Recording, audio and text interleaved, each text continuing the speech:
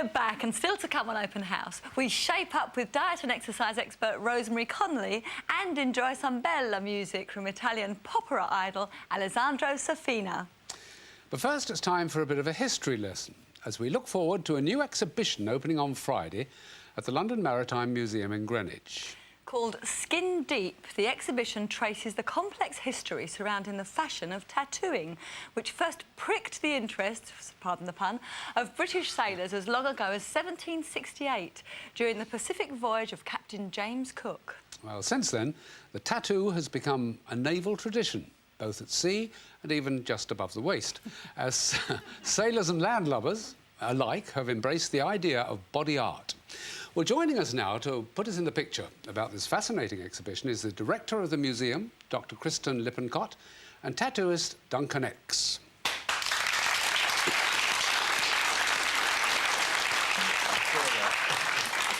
Chris, welcome to you both. Kristen, coming to you first, why an exhibition of tattoos? Well, it was interesting. We were down in the basement of the museum going through some of our Captain Cook material, and one of our young curators, Karen, came in and said, "Look at all those tattoos. I wonder what the story is behind that. Do you think I can do a show about it?" And we said, well, if you can get together the material, let's do a show. And so, how did it start? Where did you have to go back to? Well, what we first discovered was that really there had been tattooing in the Middle Ages and in the Renaissance, but it really wasn't until Captain Cook and his crew spent a lot of time in the South Seas and started to imbue that culture that tattooing became part of mainstream life. Had they been carrying out this tattooing in the South Seas, the Polynesians and the Tahitians, for many years before that? It started out thousands and thousands of years ago as body paint. Yep. And then what they realized was if they were going to wear this body paint every year, they might as well try to make it permanent. So the first way they did it was they'd get soot from a fire and actually embed that soot into the skin. Oh, lovely. Did they have specific meanings? I've got that there. Have you got, what, a sooty bit? Yeah, those X's there are just from... It doesn't not show try very this well. at home. No, but that is not actually tattooing, that's just stabbing soot into the skin. Oh, come on. Which is, yeah, No, which that is not a sensible thing to do, is it? Let's face it. Let's Well, bring it's Duncan not that, into this it's not that conversation. unsensible. Is it not? You don't Well, do it no, for it's not pleasure, that Duncan, do unsensible. you? What, I don't... It's not fun getting tattooed, No. but it's for the result. Now, you were a consultant for the exhibition, weren't But you? you wouldn't question somebody that ran a marathon saying, well, that hurts. Yeah, no, I'm doing a half marathon on Well, there you Saturday. go. No, It I mean, hurts, doesn't it? It's painful and I really don't there you like go. it, but there you are. It's That's for another personal story. benefit, isn't it? Yeah, it is. But mine will be over on Saturday night and you're still left with the tattoos. Yeah, but you're left with a memory too. But the tattoo is just a little marker of the memory of where you were at that space and time in your life. And I'm very happy that I've got this marker. Now, you aren't just someone who has tattoos, you are a tattooist, and one of your exhibits is in the exhibition, Yes, isn't there's it? a very beautiful tattoo of a woman named Jane with these angel wings down her back, and she's got a fabulous body anyway. There and it just is there on the watching screen. these wings come down her back, and she'll come to the opening of the exhibition so we can really see her in the flesh. But you can see it's much different from the side, if I can say, like maybe the skull and crossbones isn't the highest work of art, but I think the work the tattooists are doing today is so exciting and so innovative that it's really something worth watching. Did it actually mean something, the original tattooing? Was it a sort of coded message? Yeah, very much so. For different islands, it means different things, and it's very easy for us to sit in Britain and say, oh, well, those people in the South Seas, they thought this.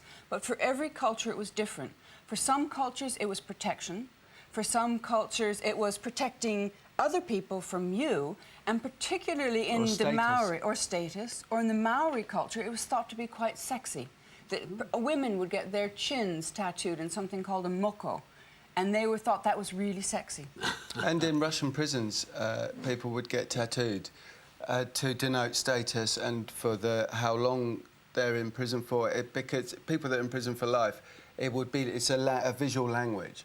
So it's a visual language, tattooing.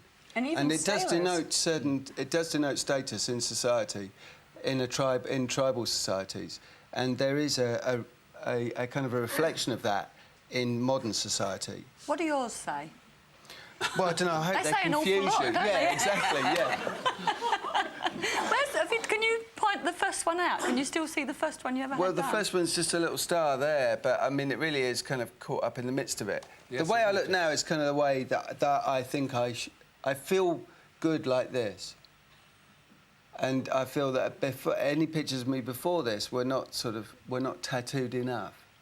So I feel very comfortable like this. It's like a suit of armour. Yeah. This But is it's a modern-day also- suit of armour, and it protects me when I walk around. You say it protects you, but isn't there a story about the mutiny on the Bounty with the sailors? Yes, it's one of the ways that the mutineers were identified at the trial was by their body marking. So, for example, we know that Fletcher Christian had a star on his breast, and there was another man who had a very beautiful simulated pearl and feather necklace. Well, it's And an we act know of that's rebellion. It is a sheer, defiant act of rebellion as well. How old were you when you had your first one? I think I was probably 18. Which is the legal age, isn't it? Yeah, I might have been 17, though, and said I was 18. Did no one try to put you off? Oh, yeah, well, I think I did it to piss my parents off. Sorry, sorry, I didn't swear. I think that was Did it part of succeed? it. It was a sheer act of rebellion. Yes, and that was one of the enticing things about it. Apart from decorating yourself, which I mean, everybody gets haircuts, everybody chooses clothes, and everybody decides to look the way they do.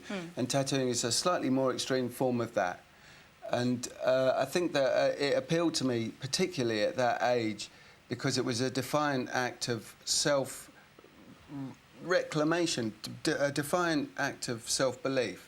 Yeah. And I think that's a very important part of it. But now, don't you find that your tattoos, people approach you? It actually isn't a barrier well, it anymore. has done the opposite of what I actually originally intended, and I'm glad it's done the opposite, because what I originally intended was to push everybody away, and it's actually drawn people towards me, which now in my life, I'm a married man with a kid. How old who is I your must, kid? How old is with your kid? Joe. How old is Joe? He's 5.5. And what does he think of them? He's tattooed me. Oh, has he? Has he? Yeah, and my wife. But would has. you have him tattooed? Would you let him be tattooed? No, not at all. I think not until he's. I think the law in England is 18, and I'm a bit dubious about. Personally, I'm a bit dubious about whether that's old enough. I think it should be 21, because it's a very difficult decision to make something that is permanent and that lasts forever. I'm not too sure if you know yourself enough at 18. I think maybe 21 you know yourself a bit more. But again, saying that, I think that tattoos are a bit of a joke. Yeah. They're a laugh. Why not have I temporary think ones this and is a bit henna of a ones? joke as well. I'm not very serious about it. And a lot of mine, if you actually look at them, they're a bit of a laugh. They are coming back, though. They can't be that funny to a lot of people because they're once again becoming a vogue, like the 60s. Celebrities. Well, Lots of celebrities. That's right. Robbie, At the moment, 10% Beckham and of the people. British population has a tattoo. 10%. So Really? 10% of you out there have a tattoo. I'm curious as to why that I'm here on a programme having to discuss tattooing when I think it's just something we do, like getting a haircut or getting your ears pierced or Well, I think it's choosing because a dress there's this or... exhibition. It's not... It's, Yeah, it's well, I think this become exhibition's so really popular. good. I think that basically tattooing is something that people do and have always done. If we look at the history of it, But I think the difference... that it went away a little bit recently because it was associated with criminals and... Yeah, and that is the big difference. It's moving from... It Yeah. used to be at the turn of the century, if you had a tattoo, you were thought of as being a criminal. How long is the exhibition on for? Until next September. So you have plenty of time to come down and see it. And Is there's it lots open more now? to see than what we've spoken There's the about. whole history from Cook to today. Well, everybody must know someone with a tattoo. My husband.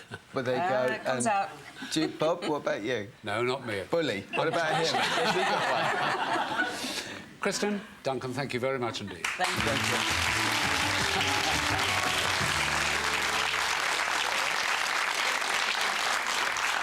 Does it stop at the waist? No, we anyway won't go there. No. After the break, we'll be taking some of your calls and emails in today's discussion about euthanasia and the right to die. There's still time for you to call in, so if you'd like to share your opinion, give us a call on the usual number, 020 7691 5000.